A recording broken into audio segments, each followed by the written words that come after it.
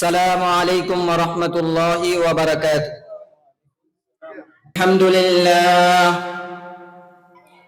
الحمد لله نحمده ونستعينه ونستغفره ونؤمن به ونتوكل عليه ونعوذ بالله من شرور أنفسنا ومن سيئات أعمالنا. من يهده الله فلا مضل له ومن يضلله فلا هادي له، ونشهد أن لا إله إلا الله وحده لا شريك له، ونشهد أن سيدنا وسندنا وحبيبنا وحبيب ربنا وطبيب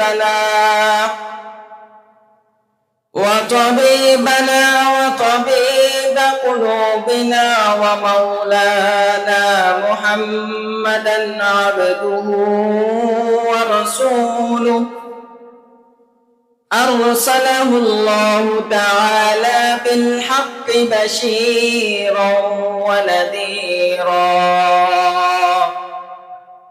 وداعيا إلى الله بإذنه وسراجا منيرا.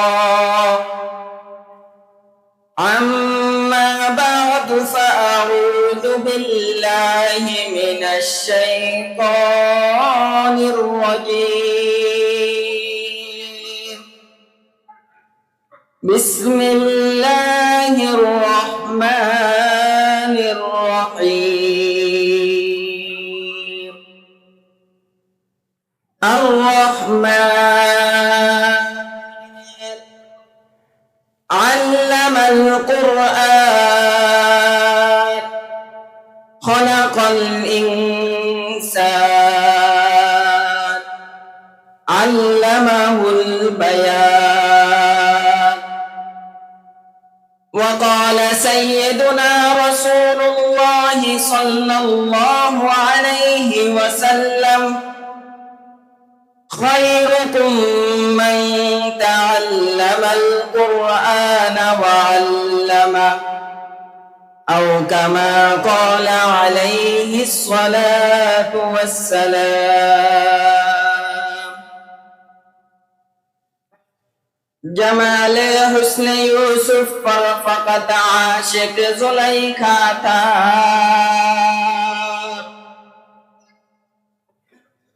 جمال حسن یوسف پر فقط عاشق زلیخا تھا، تمہارے روح روشن پر فدا ساری جہانی ہے،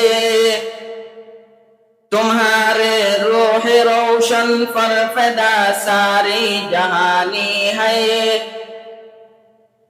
محبت میں مصیبت ہے یہ قدرت کی نشانی ہے، محبت میں مصیبت ہے یہ قدرت کی نشانی ہے. جہاں بارش برستی ہے وہاں بجلی چمکتی ہے، جہاں بارش برستی ہے وہاں بجلی چمکتی ہے. আলহামদুলিল্লাহ।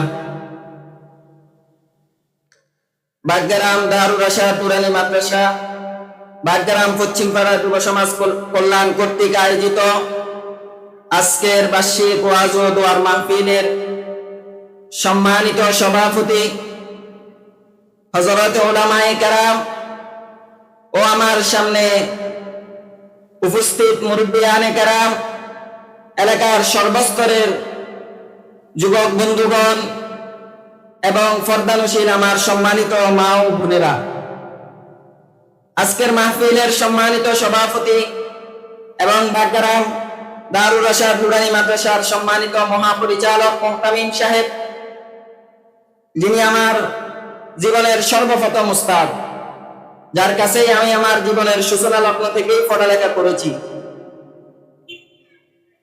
তো হুজুরের মাদ্রাসা এবং আমাদের এলাকারই মাদ্রাসা, এখানে কথা বলার মতন সে যোগ্যতাও নাই এবং সে সাহসও নাই।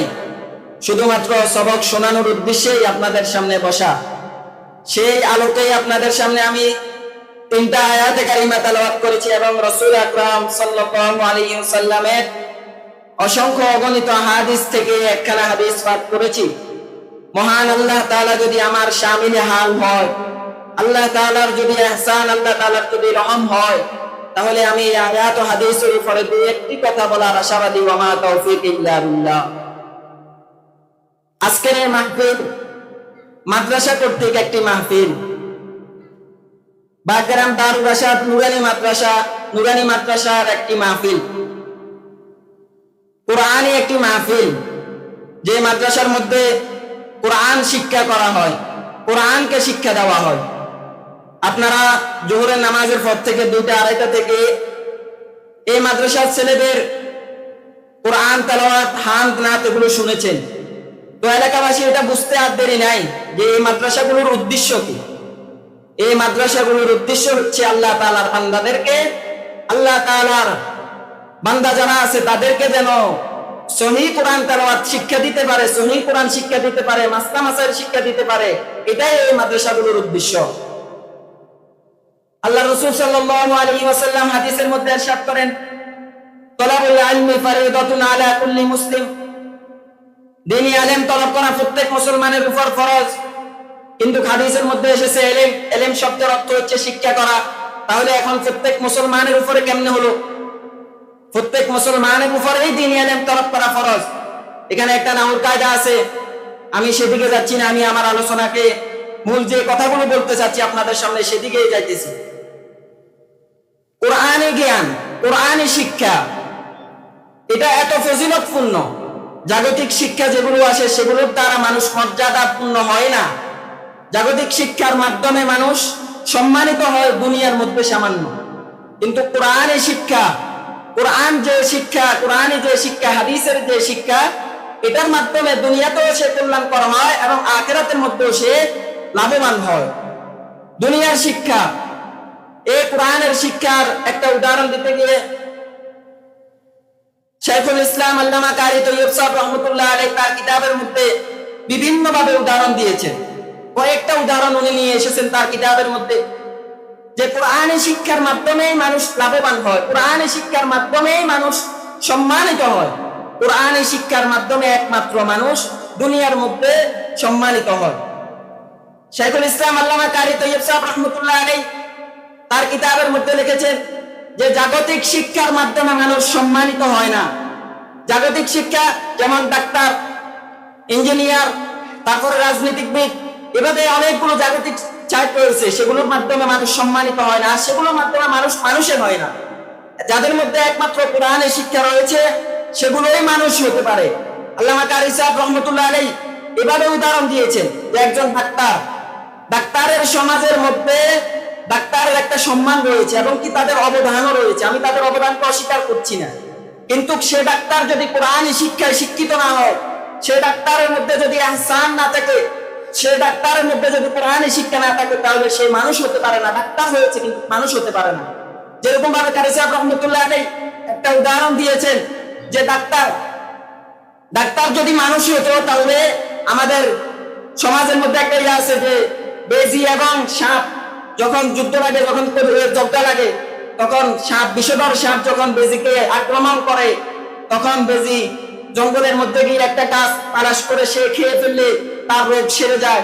কারি সাহেব রহমতুল্লাহ আলাইহি বলেন, যদি মানুষ যদি ডাক্তার হলেই যদি সম্মানিত হতো, তাহলে ডাক্তার হলেই যদি মানুষ হতো, তাহলে ওই বেজিও মানুষ হতো। এরকম ভাবে তিনি আরো উদাহরণ এনেছেন, যে বলতেছেন যে শাইখুল আদব হযরত এজাজ আলী রহমতুল্লাহ আলাইহি এক উদাহরণ দিয়েছেন। তিনি বলেন যে মানুষ যদি জাগতিক শিক্ষার মাধ্যমেই যদি মানুষ সম্মানিত হতো, তাহলে তিনি একটি উদাহরণ এনেছেন যে হিন্দুস্তানের মধ্যে একটা ঘোড়া দিয়ে একজন মানুষ সফর করতেছিল। সফর করতে করতে একটু সামনে যাওয়ার পরে একটা সিংহ তাকে এসে আক্রমণ করতেছে না, সে একটা সিংহ এসে তার সামনে ডাক দিতেছে, বারবার ডাক দিতেছে। তখন তাকে পা থেকে পায়ের কাপড় ধরে ওই সিংহ তাকে গোড়া থেকে নামিয়ে ফেললো। নামানোর পরে ওই গোড়া থেকে নামানোর পরে তাকে নিয়ে জঙ্গলার দিকে চলে যাইলো।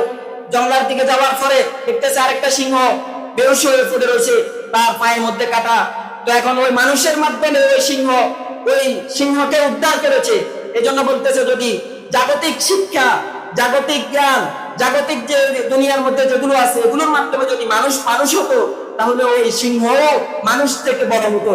এই জন্য বলা হয়েছে যে জাগতিক শিক্ষা, জাগতিক যেগুলো আছে এগুলোর সাথে সাথে যদি কোরআনের শিক্ষা না থাকে, এগুলোর সাথে সাথে যদি ইলমে দ্বীনের শিক্ষা না থাকে, রাসূলের হাদিসের শিক্ষা না থাকে, তাহলে সে কখনো পূর্ণ মানুষ হতে পারে না। আল্লাহ তাআলা কোরআনুল কারীমের মধ্যে বলে দিতেছেন যে মানুষ কিভাবে হবে, মানুষ কিভাবে হবে। আল্লাহ তাআলা কোরআনুল কারীমের মধ্যে বলে দিতেছেন, বাদ আউযু বিল্লাহি মিনাশ শাইতানির রাজীম, আর রহমান। আল্লাহ তাআলা কোরআনুল কারীমের মধ্যে বলে দিতেছেন, আমি রহমান। আল্লাহ তাআলা বলেন, আল্লাহ তাআলা আল্লামাল কোরআন, তিনি মানুষকে কোরআন শিক্ষা দিয়েছেন। মানুষকে কোরআন শিক্ষা দেওয়ার মাধ্যমে মানুষ হয়েছে। মানুষের মধ্যে যদি কোরআনের শিক্ষা না থাকে, মানুষের মধ্যে যদি দ্বীনের শিক্ষা না থাকে, মানুষের মধ্যে যদি রাসূলের শিক্ষা না থাকে, রাসূলের হাদিসের শিক্ষা না থাকে, তাহলে মানুষ কেমন হবে? গত কিছুদিন আগেও আমাদের দেশ থেকে কিছু মানুষ পলায়ন করেছে। সেগুলোর মধ্যে যদি কোরআনের শিক্ষা না থাকার কারণে, তাদের মধ্যে কোরআনের শিক্ষা না থাকার কারণে তারা হিংস্র থেকে মারাত্মক হয়ে গিয়েছিল।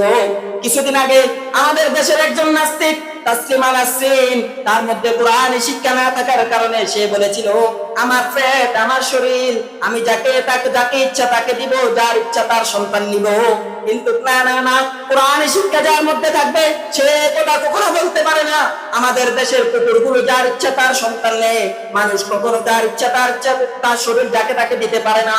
এই জন্য বলা হয়েছে, কোরআনের শিক্ষা যদি থাকে, সে বৈবাহিক বন্ধনের মাধ্যমে সে সন্তান নিবে, জেনার ব্যভিচারের মাধ্যমে, বেশ্যাগিরির মাধ্যমে সে কখনো সন্তান নিবে না। এই জন্য বলা হয়েছে, কোরআনের শিক্ষা না থাকার কারণে তাসলিমা নাসরিন হয়েছে। সেও বড় ডাক্তার, কিন্তু ডাক্তার হওয়ার পরেও তার মধ্যে মনুষ্যত্ব আসে নাই। এভাবে কোরআনের শিক্ষা না থাকার কারণে লতিফ সিদ্দিকী নাস্তিক হয়েছে।